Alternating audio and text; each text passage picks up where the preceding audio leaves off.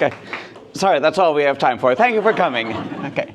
And thank you today for coming to my session on how to make a myth. M-Y-T-H. So just to clear up any potential myth understandings, if you thought that today's speaker was going to be Walter White, there's still enough time to find another session. And to clear up one more potential misunderstanding, so usually when we hear this word myth in daily conversation, we hear it used in a very dismissive sense as in, oh, that's just a myth, meaning something widely believed but not true. Today we're going to be using it in practically the opposite sense to mean something that may or may not be believed, but which still communicates an essential truth. So we're going to use that word myth to mean a story that uses the language of symbolism and personification to take an abstract concept and make it concrete, to give shape to the shapeless. So I like the definition of myth by the religion scholar Karen Armstrong. The story of an event that in some sense happened once, but in another sense happens all the time. So a story that reflects something that's essential to the human condition. And the screenwriting coach John Truby also had a very succinct definition that I admire. Myth is the essential mind in story form. So the psychologist Rollo May, in his book, The Cry for Myth, like you can tell from the title of the book that his thesis is that the world hungers for myth now more than ever. So his thesis is that it serves four essential functions. First, to foster a sense of personal identity, to give us a hero that we can identify with. Somebody who is facing on a macro level the kind of struggle that we deal with on a micro level.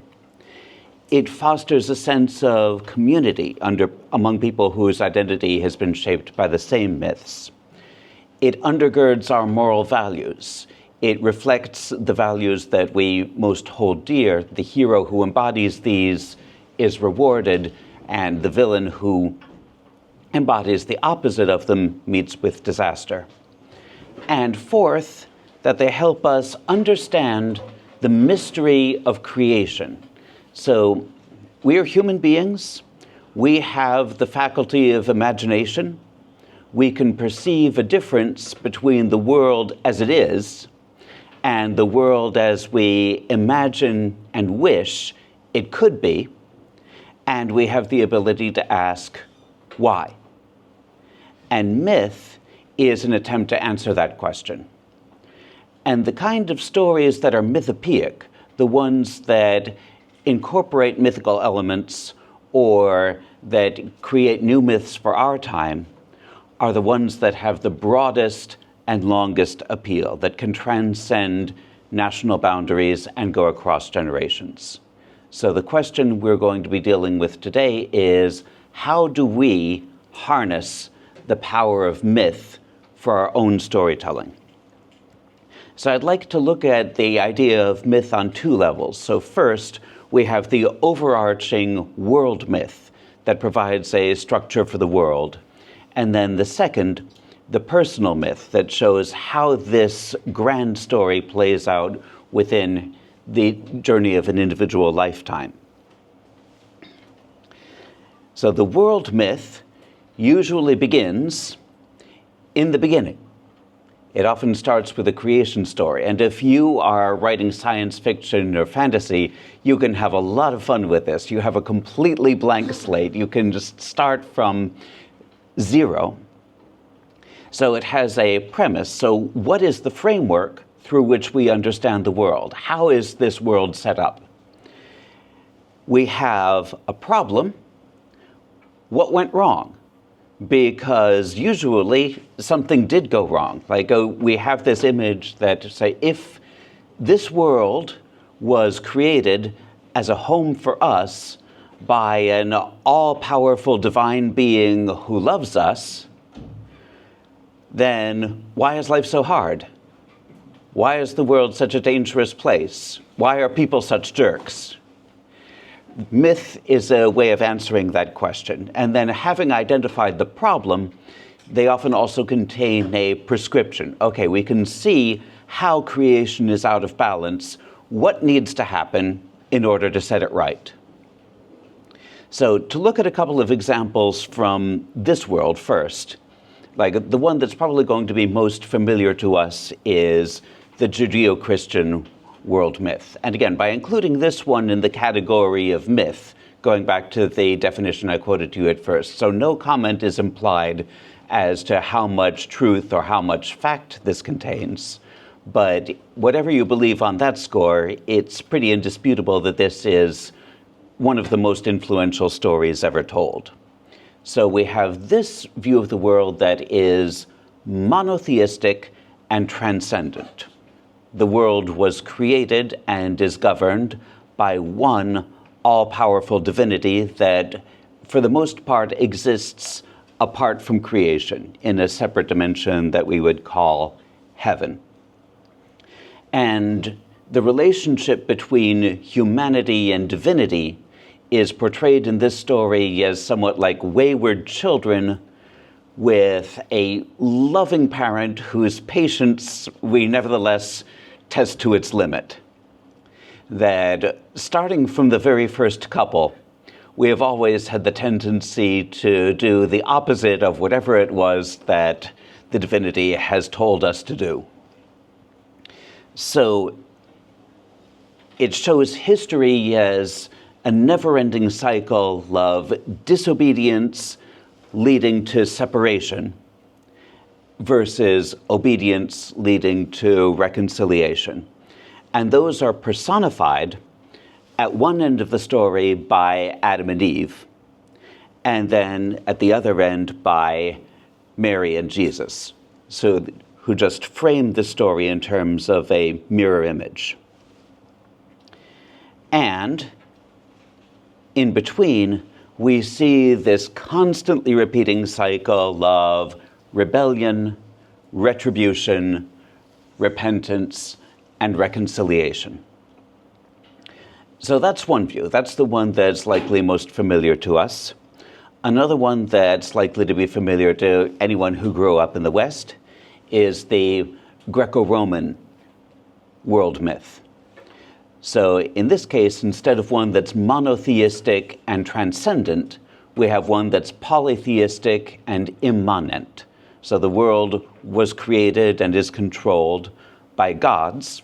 And if you could go back to ancient Greece and ask, oh, where can I find those gods? They'd say, oh yeah, on top of that mountain over there. So they are immanent. They are present in this world. They intervene very often in the affairs of humans. So if the Judeo-Christian worldview shows the relationship between human and divine as like a children and parent, the Greco-Roman view is more like athletes and their sponsors, you might say. So we're the ones who are out on the field, giving it our all. At the same time, the strings are being pulled by beings who have been around a lot longer than we have, who have a kind of power that is beyond our reach, but in terms of wisdom and emotional maturity, may not necessarily have much of an advantage over us. So our job is to stay within the favor of the gods, although if you're a woman, maybe not too much favor. Otherwise, someone, probably Zeus, might decide that you are an MILF. Oh my God. Hey, mortal I'd like to father a demigod with.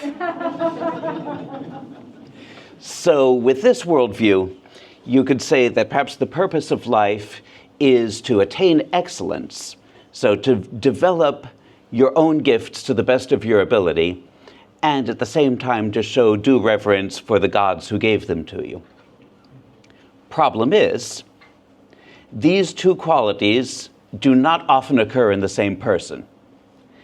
And the more excellence a person achieves, generally the more arrogant they become, which means the more prone they are to do foolish things like act as if they don't need the gods, or even worse, to claim to be equal or even superior to them. That never ends well. So here, the cycle, we have, again, another wheel of fortune, if you will, with three pairs of contrasting opposites. So excellence leading to arrogance, which leads to folly, which leads to disaster, to give them their Greek names. So hubris leading to nemesis, which leads to humility, which leads to wisdom, which leads to excellence. So in the course of one individual's lifetime, you might see this cycle completed once. And over the long sweep of the history of a nation or a civilization, you'll see it repeated endlessly. So we have these two examples from this world. I'd like to move on to a couple of examples from constructed worlds. Has anyone ever sung in a choir? Yes, several of you have. So it might come as no surprise to you to hear that the source of all evil in the world was a singer who wanted a bigger part than the conductor gave him. At least that would seem to be the case according to Tolkien. So you have Eru Ilúvatar, the first cause, who created the Valar, the Holy Ones, and taught them the music of the spheres, made them into a celestial choir that sang in perfect harmony. Well, almost perfect. There's always one.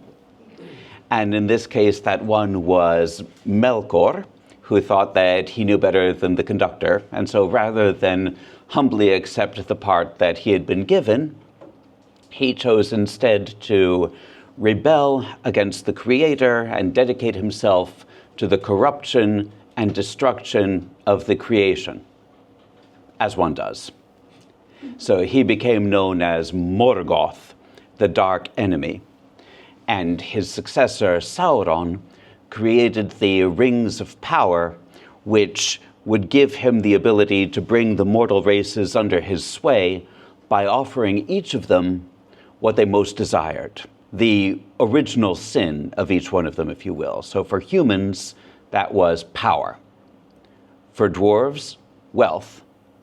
And for elves, in one word, permanence. So immunity to the passage of time and to the ravages of decay and change. So that was the creation and fall, according to Tolkien.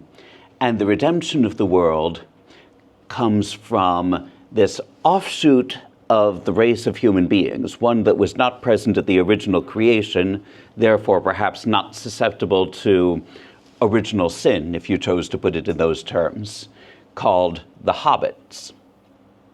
And they haven't got great ambitions like this. So can you imagine trying to tempt a hobbit? So, take this ring of power, and you will never again have to skip second breakfast. So the core conflict at work within this world myth, we might say, is greed and ambition that leave you vulnerable to temptation versus simplicity and contentment that shield you from temptation. So we have this one, and another contemporary or even futuristic one, the world myth of Star Wars. Now this one is atheistic. So the prime mover doesn't have a face or a shape, but it does have a name, the Force. And we have the core conflict between the light side and the dark side. In other words, like whether you have placed your will in harmony with the will of all other living things in the universe, which would make you a Jedi, or to bend the Force to serve your own will, which would make you a Sith.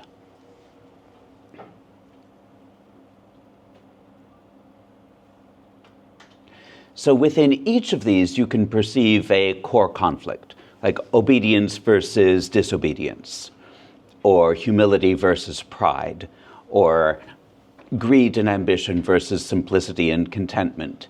And we can imagine others, like there are other world myths that have been based on the theme of like exile versus homecoming, exploitation of nature versus harmony with nature. So that's Avatar right there. The letter of the law versus the spirit of the law. That's Les Miserables. If someone steals a loaf of bread to feed a starving child, is that a reprehensible act or an admirable one? But within each of these, we see a core conflict, and it will often depict the unfolding of history as an oscillation between these two poles. So we'll see them at play over the grand sweep of history, and also, as we'll see in a moment, within the story of an individual hero. So I would like to give my voice and your ears a rest for a moment and turn the floor over to you for just a minute. So we've seen some examples of world myths, either from this world or from constructed worlds. So what are some world myths that resonate with you, like either from the real world or from a literary world that you've read, or from one that you're creating? So let me give you a minute to talk about this with the person closest to you.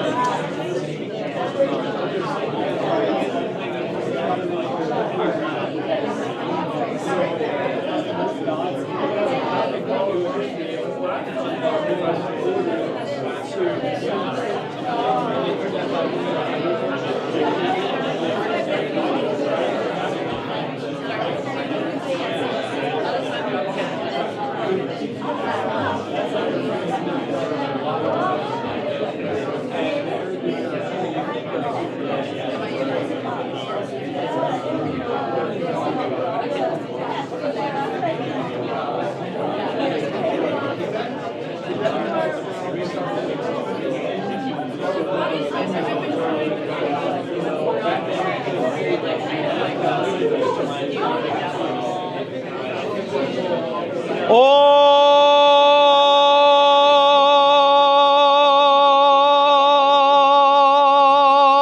right, ladies and gentlemen. Thank you.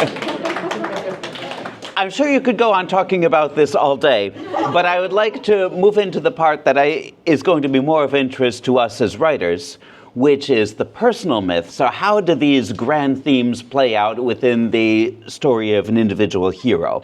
So from the personal myth, usually you'll have a story that reflects, in the story of one person, the core conflict that you've set up in the world myth. And the external journey, through symbolism and personification, also parallels the internal journey. So the hero is going to face external challenges that reflect the internal challenges they also have to overcome. And if there's an antagonist in the story, which there usually is, that person usually represents the hero's shadow side, like the opposite, which means possibly the person that they could have become if they had made very different life decisions. What if you don't have a hero? Well, we'll go on. That's a good question. We'll come back to that. Okay. So we've got several hero archetypes in myth. We've got the warrior who fights for justice, the seeker who goes off on a quest for some mysterious object, the teacher whose job is to spread knowledge, the lover whose quest is for union with another, the rebel who tries to overthrow an unjust system, And the trickster, a popular one, someone who uses their wit to overcome an opponent who has superior strength or other conventional types of power.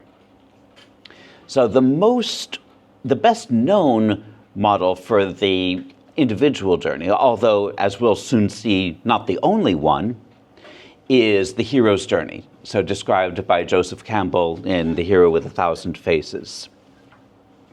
So you have, so I'll break this down for you. The journey often starts with the hero's birth. And if you would like copies of the slides, by the way, I'll show you my email address at the end. So you don't, I see these cameras just clicking away. So the only slide you really need to take a picture of is the last one, okay? And you can email me. Yeah, okay?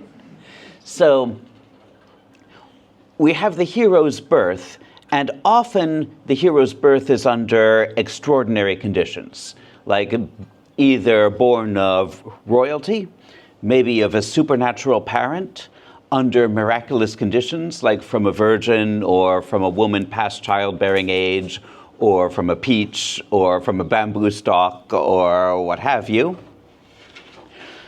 And maybe heralded by some kind of miraculous sign, or foretold by a prophet, or announced by a wise person.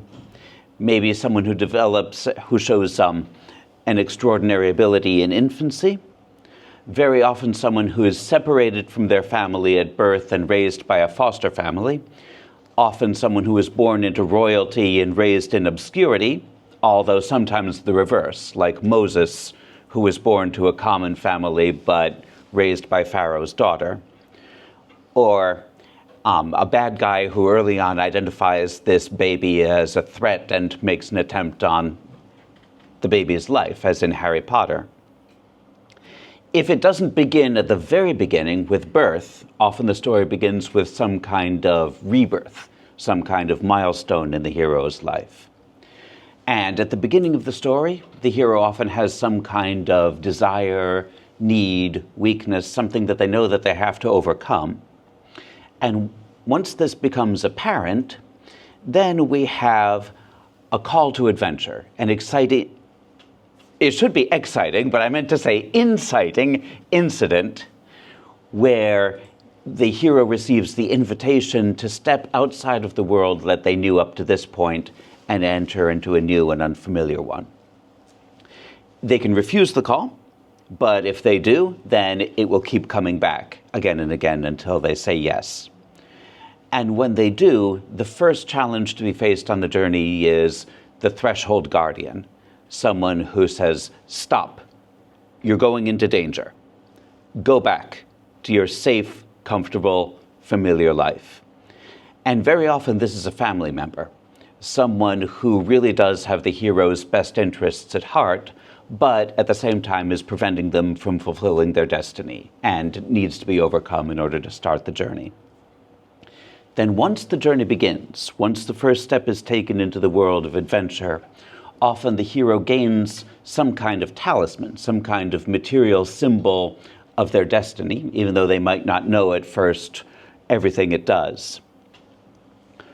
And they have a series of encounters. They meet mentors and helpers who help them navigate this new and unfamiliar world.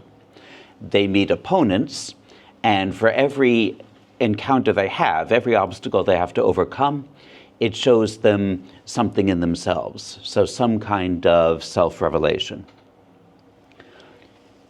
The story culminates in a literal or figurative descent into the underworld, where they have to go to their darkest, most frightening place, the final trial in which they have to draw on all of the abilities that they've gained in the quest up until this point,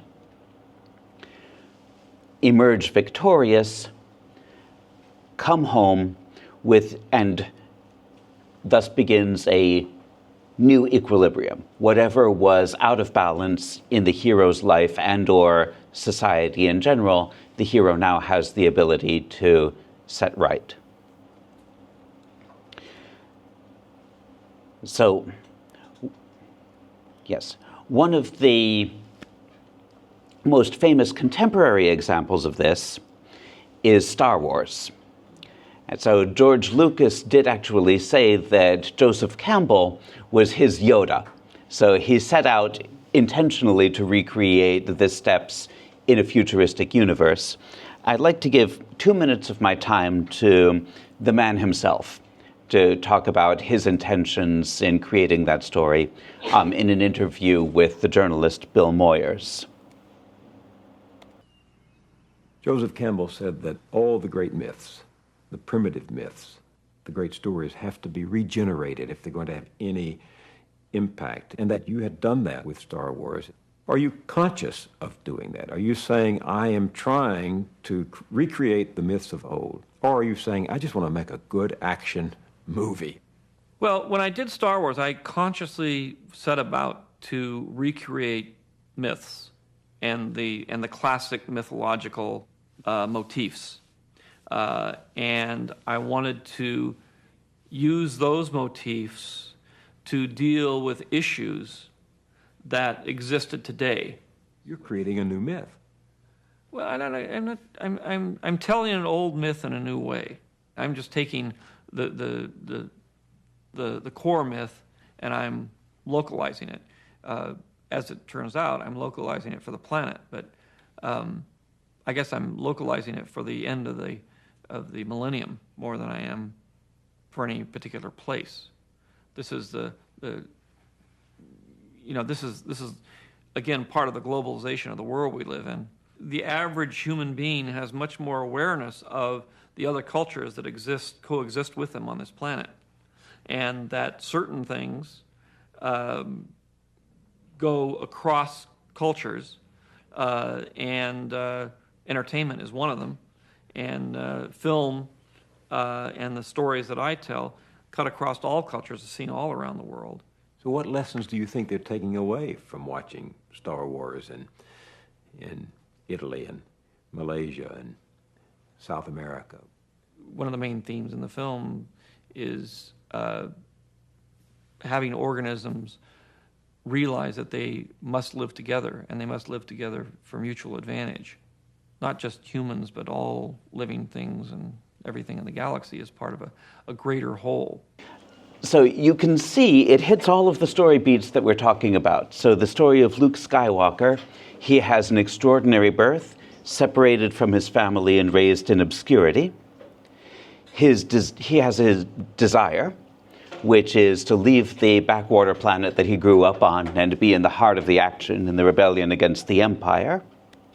And then the inciting incident, the call to adventure, comes in the form of this mysterious hologram.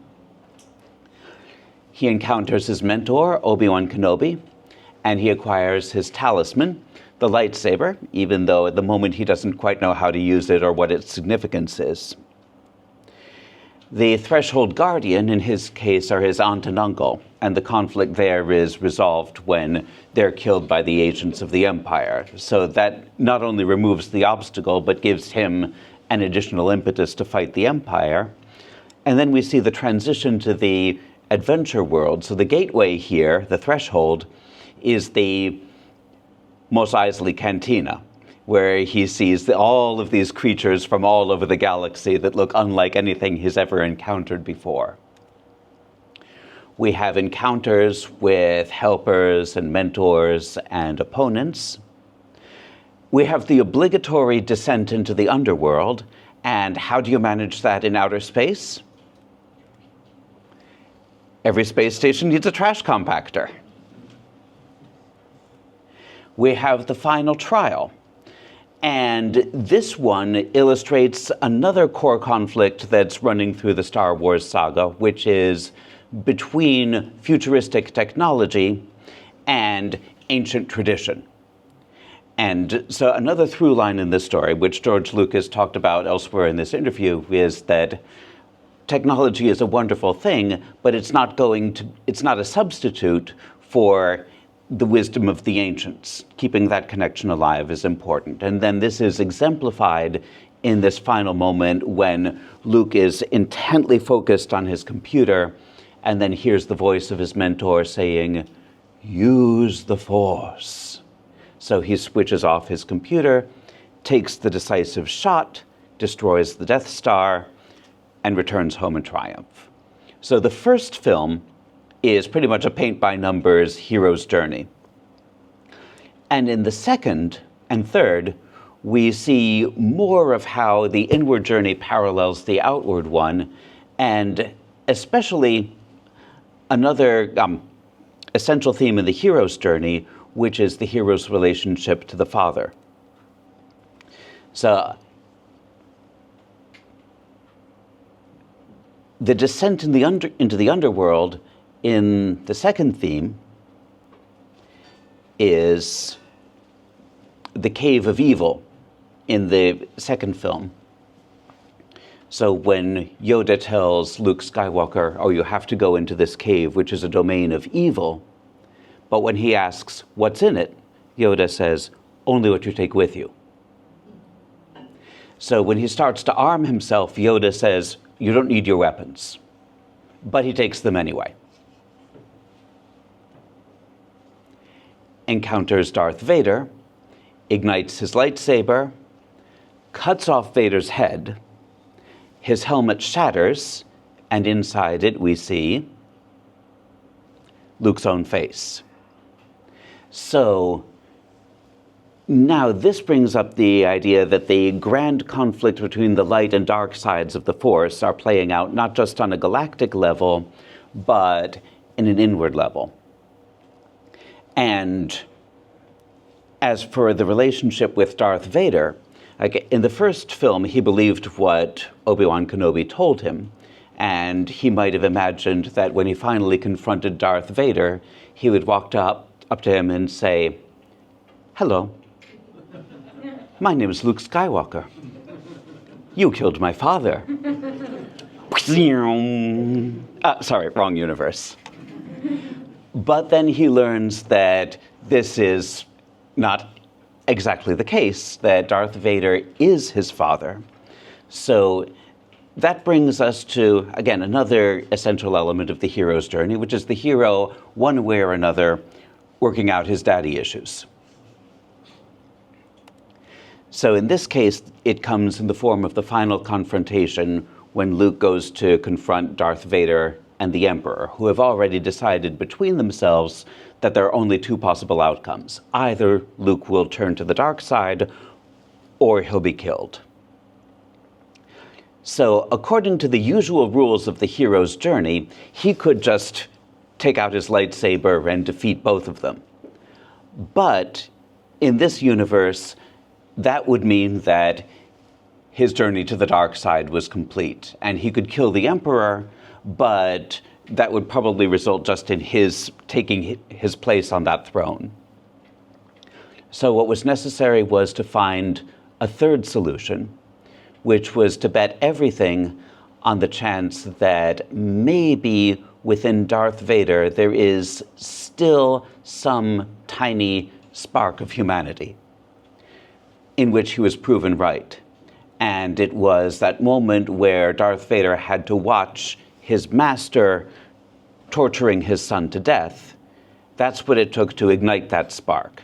So he stepped in, saved Luke, redeemed himself. Father and son are redeemed, and thus we come to the new equilibrium, where the balance of the Force has shifted back in favor of the light side. Now, as I've said, this hero's journey is the best known mythical pattern, but it's not the only one. It has its limitations, many of which were pointed out by the novelist Gail Carriger, who I just realized studied classics at Oberlin at the same time that I did, even though we didn't know each other on campus. But she pointed out rather the obvious, which is that, as its name implies, the hero's journey doesn't leave a lot of room for women. That usually the woman in that story is the quest object, that part of the reward waiting for the hero at the end is to get the girl. So she could be a mentor or helper figure, but perhaps more often she's seen as an obstacle. So she represents the forces of civilization, the one that stays in one place surrounded by friends and family dealing with things together, whereas the hero's purpose is to go out into the wilderness and face problems alone. So she proposed a heroine's journey in counterpoint to the hero's journey. And she would say that whether a story is a hero's or a heroine's journey doesn't depend on the biological sex of the protagonist, but more on whether the story reflects qualities that we traditionally see as masculine or feminine. Like she would, for example, say that Harry Potter is a heroine's journey, and Wonder Woman in the 2017 film is a hero's journey. But in any event, when the hero is like, oh, pick me, and voluntarily sets out on the road to adventure, the heroine, given a choice, would rather stay in a place where she's surrounded by loving family and friends. But something happens to make that impossible. The hero goes alone and develops his own abilities. The heroine gathers companions and helps them to develop their abilities. And this continues until the final trial. When the hero faces it, he has to do it alone. When the heroine faces it, she can do it in company, and it calls on all of her companions to develop their qualities. While the hero usually defeats an enemy, the heroine often faces her final trial without having to resort to violence. Usually it's more by finding a clever solution to a problem. And the homecoming, in the case of the hero's journey, it may be bittersweet, like in the end of The Lord of the Rings, when they've been to the gates of hell and then have to reintegrate into life in this little town of Hobbiton. Sam can manage just fine. He gets married, has kids, runs for mayor, but Frodo finds that he's no longer really at home in this world. And when he's offered the chance to leave it all behind and sail off into the sunset, he takes it. Whereas with the heroine, usually the homecoming at the end is a joyful reunion, either with her original family or with her new family, her found family, somewhat a new group of people with whom, where she's celebrated, if that wasn't the case in the place where she grew up. I would also add to this that while the hero's journey tends to be monodirectional, well, actually, I can summarize all of this in another quote from John Truby. He said that, so the whole theme of the hero's journey is divide and conquer. But the theme of the heroine's journey is more unite and grow. Now, again, while the hero's journey is more monodirectional, the heroine may find herself pulled apart in several different directions. Like, I'm thinking particularly of some of the more recent Disney princesses, the ones that actually have some agency, like Elsa in Frozen. So she has something she is expected to do, something she wants to do, and something that she has to do in order to restore the equilibrium. So sometimes they overlap, like as in the case of Moana. What she wants to do and what she has to do winds up being the same thing. But often you can see 2 or 3 conflicting forces at work on her. The best example I can think of a heroine's journey is a novel that came out in 1900. And the most recent film based on it came out last week. 125 years. That's not a bad run. So we have our heroine, Dorothy, who is unwillingly separated from home and family. She has her desire, which is to get back home. On the way, she gathers companions, each of whom is looking for some kind of classical mythic virtue: love, courage, or wisdom. In fact, there's in the book a bit of throwaway dialogue between the Scarecrow and the Tin Man as to whether it's better to have a brain or a heart. And the Scarecrow says, well, I'd rather have a brain, because if I had a heart and no brain, I wouldn't know what to do with it. And the Tin Man says, well, I'd rather have a heart because I want to be happy, and happiness isn't something you think, it's something you feel. But over the course of the journey, each one is called on to exhibit the very thing that they're looking for. So the Tin Man literally would not step on a bug. The Scarecrow, whenever there's a problem, he's the one who comes up with a clever solution. And when they're threatened by truly terrifying wild beasts, the Cowardly Lion is the one who scares them away with his roar. Then they get to the heart of the world. So another classical theme, like a visit to the center of the earth. The Axis Mundi, the world navel, as it's been called, which in this case is the Emerald City. They meet the wizard, who sends them on the journey into the underworld, in this case, the castle of the Wicked Witch. And again, in the movie at least, the relationship between Dorothy and the Wicked Witch has been established from the beginning. The witch has a grudge against her for, even though it was accidental, killing her sister and taking the ruby slippers, which the Wicked Witch of the West coveted. So she has to face the final confrontation with her antagonist, but even then, she does not knowingly and willfully resort to violence. She sees a problem to be solved when the witch threatens her friend with what he fears most, which is fire. Her first instinct is to solve the problem by grabbing a bucket of water and putting the fire out, not knowing that this would be fatal to the witch. So then they return in triumph to the Emerald City, only to find that the wizard was a fraud. He can't give them what they want. All he can give them, and it's not an insignificant gift, is a symbol, a tangible sign that what they've been seeking, they've had all along. And for Dorothy, it's the same thing. Like when she encounters Glinda at the end of the story, she tells her, oh, those ruby slippers, they have the power to take you home.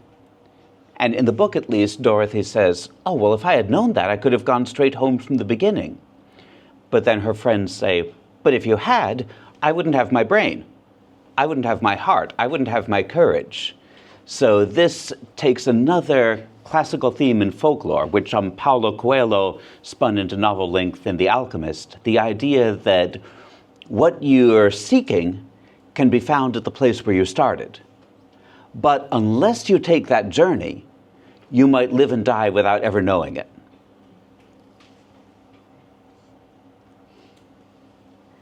So, these are some myths that we've seen from the past. What about myths of the future? So what kind of new myths? So we've got Rollo May's idea that the world is crying out for myths. So what kind of myth is today's world crying out for? Like, I can think of a couple of examples. One being a unifying world myth. Like with the rise of right-wing authoritarian governments all around the world, we're seeing the resurgence of a lot of old myths that try to illustrate that one nation or one ethnic group is superior to all others. We need a countervailing myth that shows that all human beings are equally worthy of love and respect, that all of us have a contribution to make, without which the world would be diminished. The echo myth, one that can show the world as a living thing which we can either harm or heal with our actions. So it's been said that the Greek goddess Gaia, the personification of Earth, has been getting more attention in the past 30 years than maybe she ever did in ancient Greece. In the age of AI, maybe a myth to answer the question of what is consciousness? What does it mean to be human? Do the creators still have any advantage over the creation? What makes us unique? Or your own idea. But we do still live in a world that is changing rapidly, but one thing that never changes is that people need stories to help them make sense of it. And I would like to end as I began, with a quote from Karen Armstrong, that a novel, like a myth, teaches us to see the world differently. It shows us how to look into our own hearts, to see the world from a different perspective. And if our religious leaders can't instruct us in mythic lore, our artists and creative writers can perhaps step into this priestly role and bring fresh insight to our lost and damaged world. So, who is going to give this contemporary world the myths that it's crying out for? Why not you? Thank you.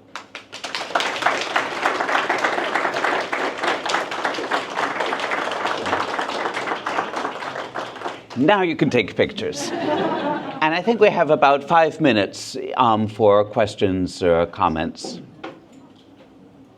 Yes, Kat, if you please. A question. So I understand obviously the structure of the hero or heroine's journey because it kind of parallels our own learning experiences that we experience repeatedly throughout life. Why is the tangible symbol or sign so important? You know, because I know sometimes it's a tangible thing like the ring of power. Sometimes I know it's like a mark, like the scar on the forehead. But why do these things often appear in these myths? That's a very good question. And I think the answer is because myth deals in symbol. Myth deals in like making the intangible tangible. And it's not always an object. Like in some case it might be a transformation in the person themselves, but very often it is. And not only is it an object, it's an object that whose significance only becomes apparent later on. Yes. Yes. The question I asked earlier, what if Yes. you don't have a hero? So can you say a little bit more about that? Because like in my story, I don't actually have a hero. So like, what do you do? But you have a protagonist. I have a protagonist and I have an antagonist. Yeah. Okay, so how would you describe the protagonist, if not a hero? Maybe anti-hero, anti-villain. I don't know what you want to Yeah, call it. okay. Because there are plenty of archetypes using the anti-hero or the anti-villain story. Like, because usually the hero embodies, again, what's supposedly the right side of the conflict at the heart of the world myth, but it sounds as though maybe in your case the protagonist is maybe the mirror image of that, like what happens when the person chooses the other side of the conflict. Yeah, and part of the through line running through, again, the example I chose of Star Wars, like the story of Anakin Skywalker, it really speaks to us.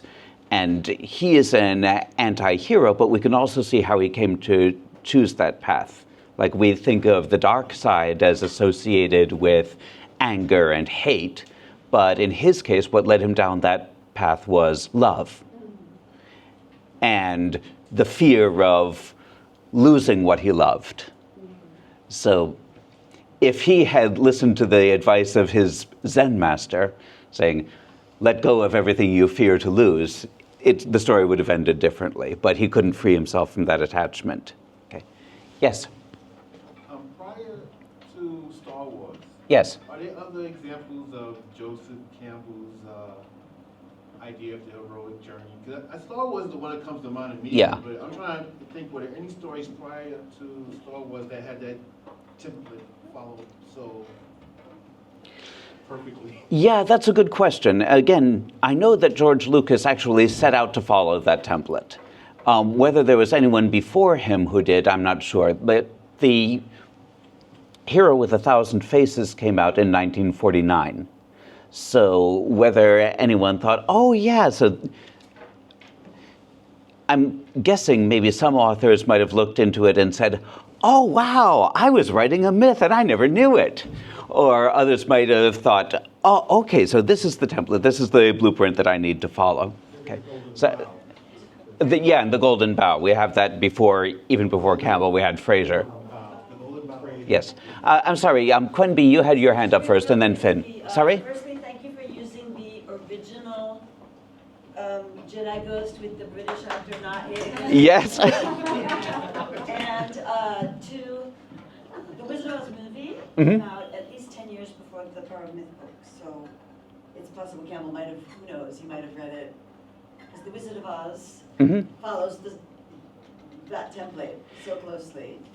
Yeah.